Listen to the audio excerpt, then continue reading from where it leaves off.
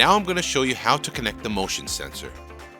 If you currently have any active motion sensors already installed, please ensure to turn them off before adding the new sensors.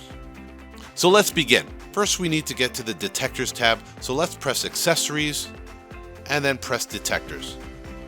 Turn the switch on the back of the motion sensor to the on position. Then on the Smart Life app, press the plus icon.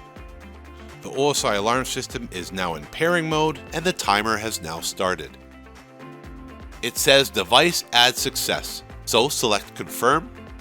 Now you can see the motion sensor has now been added. The default name is Detector 1, but again, when the motion sensor gets triggered and sends a notification to your smartphone or tablet, we'd rather see a familiar name such as Living Room Motion. So let's change that. Select the sensor, Detector 1, select sub-device name, then enter the name you want to call the sensors. I will call this Living Room PIR. Select Save. Now select Device Type. I will be installing this motion sensor in the living room, as most of you will be. So let's select Living Room Alarm. Press Confirm. Now let's select Zone Attribute. For any motion sensor, the recommended setting is Out Arm Active.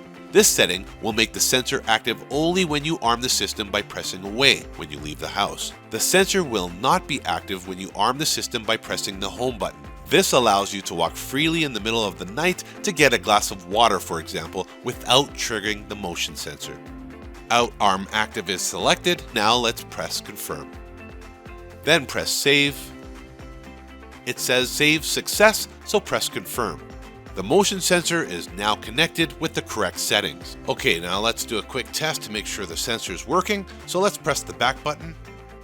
Now let's arm the system and press away. System armed. And then we'll just simply wave our hand over the motion sensor. Okay, now that we know that it works, press the alarm remove button, which will disarm it. And there we go, the motion sensor is now working. Well, we hope this video helped you out.